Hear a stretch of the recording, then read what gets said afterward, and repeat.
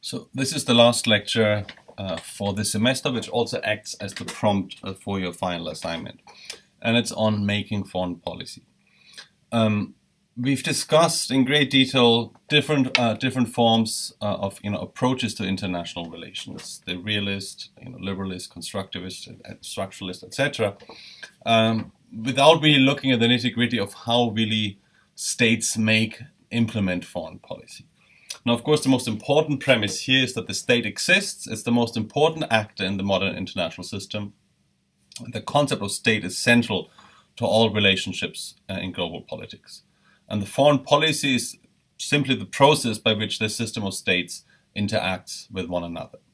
Now, what is foreign policy? I'm looking at definition.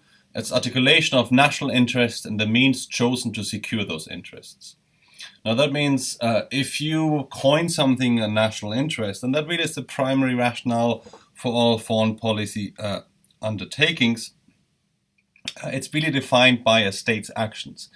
If you say that something is in your interest, and then you don't do anything about it, it's not just a statement, it's not the national interest. So it really is the willingness to allocate resources to solving that problem or achieving that particular goal. Now, what sort of interests do we have? We have material interest and ideal interest. So material interests are tangible, trade agreements, energy resources, access to a certain territory, control over strategic territory. These are material interests. Ideal interest, but less tangible, really promotion of values, norms, policy ideas that enhance the security and prosperity of a country. Now, what are the factors shaping national interest? Again, national interest being the primary rationale for our foreign policy undertakings. Individuals, certainly political leaders, other economic elites or military elites. Interest groups, they're shaping the agenda, they're shaping the sort of framework of how we maneuver in politics.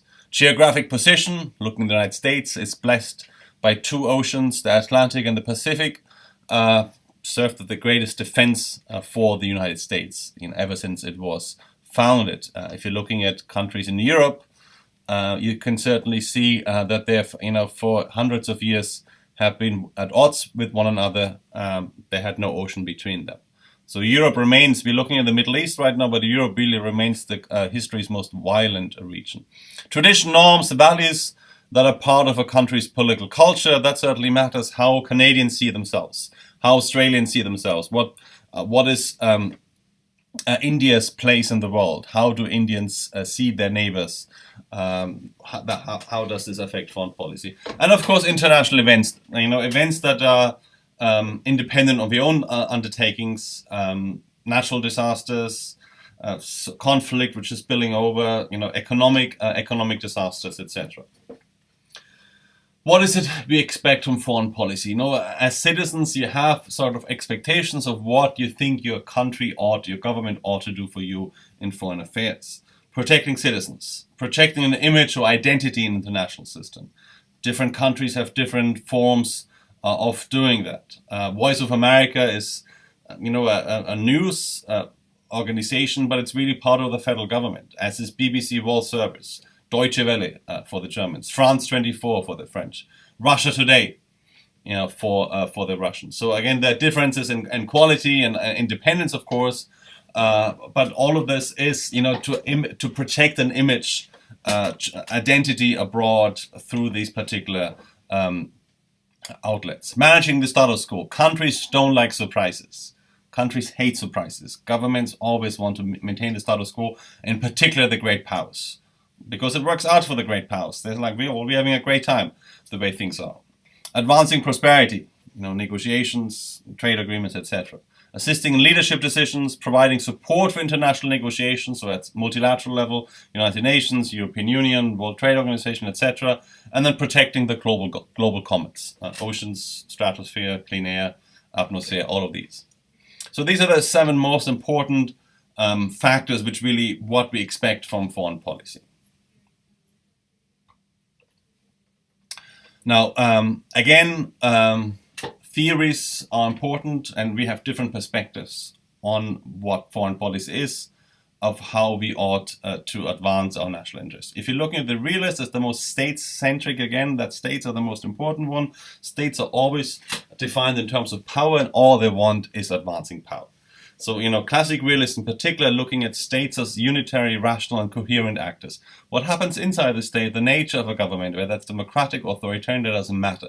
States will always be advancing their interest, and these interests are always defined in terms of power. States always want to dominate one another, and certainly always very, very suspicious of foreign policies and activities of other countries.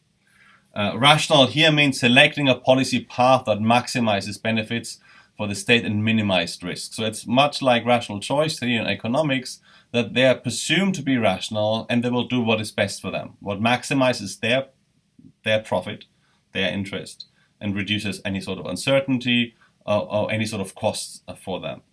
National security is always the primary national interest. There's no place for ethical concerns. Military power is the most dominant tool for many realists. There are different forms of coercive forms, threat and application use of force, and other forms of coercive diplomacy short of force. But military power traditionally is the most important instrument of power. Now, the liberal perspective here, as you know by now, is less pessimistic. And acknowledges that force is not the only foreign policy tool for foreign leaders. Ethical concerns matter, human rights matter, international law matters, international organizations matter. So the rule of law in the international system is important. It's important how you conduct yourself, whether you're seen as a trusted partner in international relations and multilateral negotiations, whether other countries can rely on you. So states here creating international institutions and regimes that promote global governance. And that really is liberal internationalism, the Kantian view of national priorities and interest, the claim here that reduction and scope of severity of conflict through international regimes. And these can be environmental regimes, human rights regimes, economic regimes, security regimes, non-proliferation regimes. Different forms of thematic regimes take care of different forms of problems in international relations. Now again, the notion here is that if you're looking at the entire body of international regimes and international organizations, that is really very much an American enterprise. After 1945, it was the United States. The Pax Americana is a very institutionalized enterprise. And that really is at the heart of American Republican theory. Republican theory as in democratic theory, that persuasion, justification matters in local politics. That's the very foundation of American Constitution, and that really was applied to international regimes as well as international organizations. So, as much as the United States continues to be the most important and a powerful military player in international relations, if you look at that is very much still an American product. International organizations, the United Nations, the World Trade Organization, the IMF, the World Bank, and a series of regimes very much American-made. Different levels of analysis. We have how different factors influence foreign policy making. Now, of course, the individual matters. Constructivists would have a lot to say about, as well as certainly the psychology on decision making, that it matters that with George W. Bush we had a born-again Christian in the White House. It mattered that with Obama we had the first black president in the White House. So we these sort of identities, ideology, and certainly partisan politics matters. Leaders can have an impact. Leaders make choices, and the literature on psychology looks at that. We can't really presume that everybody acts rationally. The rationality here assumes that leaders must know all of their options, be capable of assigning values to these options, and have enough information to select the higher valued options. Sometimes that is possible, that you have this sort of decision tree that this is the problem, these are the different courses of action which we take, and these are all the outcomes, as anticipated outcomes. And we will pick the ones which is the best for us, the least cost, and perhaps even the worst for our opponent. That happens sometimes, but more often than not, you don't have the full information. You don't know what other countries are doing. You don't know, you don't have full information. So there are a lot of shortcomings, psychological shortcomings of which limits really the potential of decision making at the individual level. So again, it's the imperfect information limits our knowledge and therefore also limits our interactions. Domestic sources, the next level, or national attributes. So history, traditions, political, economic, culture, social structure that matters. It's a particular place in the world how Canadians see themselves. Their commitment to humanitarian interventions, human rights, gender rights. This is very much a Canadian thing. It matters how Germans see themselves after the Second World War, after the Holocaust. There's certainly a great, critical self-reflection on interventions abroad. Looking at the influx of 1 million Syrians in 2016 was very much a sort of a redemption for the sins of sins of our grandfathers. Non-militarized foreign policy is also part of that. So history matters. National identities matter, how they are making it into foreign policy making. There's certainly more permanent elements like geographic location, resource base. If you're Luxembourg, you're landlocked between Belgium and Germany, and you have landlocked. You have no sea base, seaports. You have only 400,000 people, so by default, that certainly matters. That really limits your choices and whether you can be a great power in international relations or not. Changing elements: military power, economic wealth, demographics, domestic politics, electoral calculations. Presidents make very different decisions in foreign policy, whether they're in the first term and running for re-election, or whether they're lame duck president at the end in year 7. And then the role of bureaucracies in the policy process. So if you're looking at in the private sector, every firm works towards one goal, and that goal is profit. And you have different forms, different ways of how you achieve that profit, and you have different sectors within that private company. It's growth and profit, acquisition of new markets. This is not necessarily the case for the public sector. The federal government, you have several different agencies, different departments: State Department, the Department of Defense, DHS, CIA, NSA, the Treasury. Everybody has their own agenda, their own kind of turf, and you defend that turf. You have loyalty towards your own people, and you don't necessarily work towards one goal. So again, that's hence the term bureaucratic politics, that decisions at the cabinet level, at the federal government, on foreign policy quite often is a sort of a political decision. It's a bargaining and concessions between different agencies of what a good foreign policy initiative or decision would be. Systemic factors, that looks at treaty alliances, these sort of constraints. Distribution of power, is it a bipolar, is it a multipolar? What is the balance of power dictating you? Is the collective security environment that you are committed to defending another country? So these are systemic factors which very much dictate of what, if Germany were to attack by the Russians, that would be Article 5 issue for NATO, and NATO allies would have to come to the defense of Germany against Russia.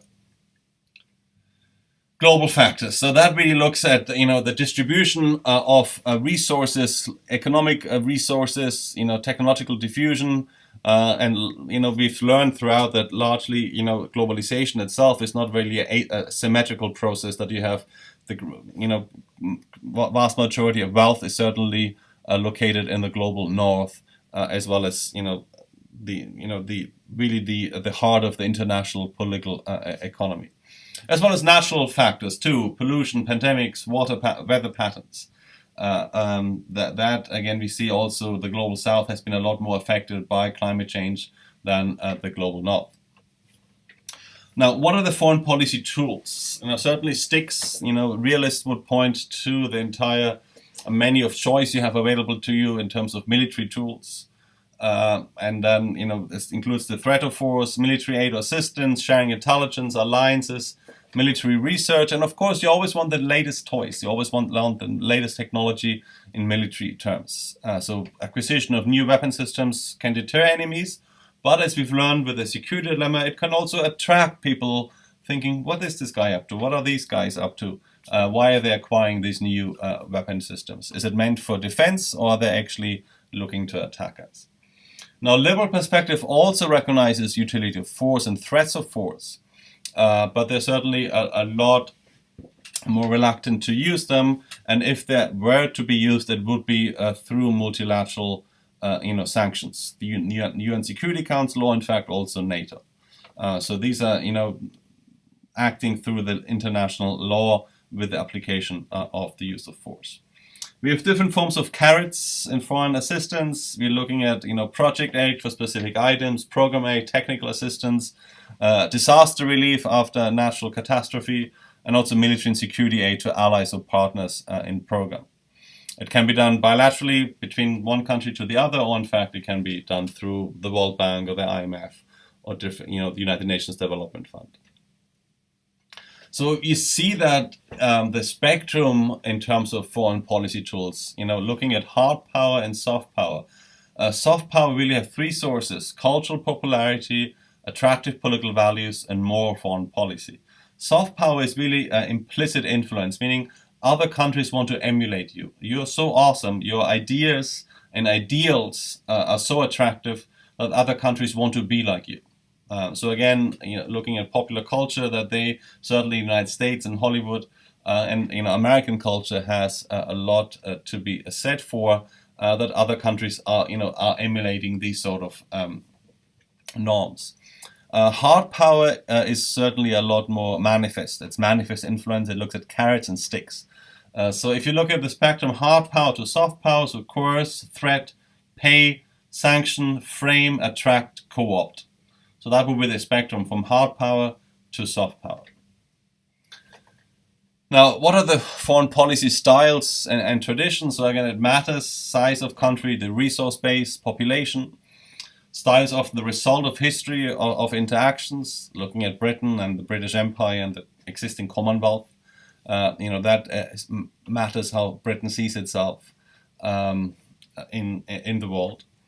And then tradition also includes national beliefs about how the world works and what leaders must do to secure their national interests.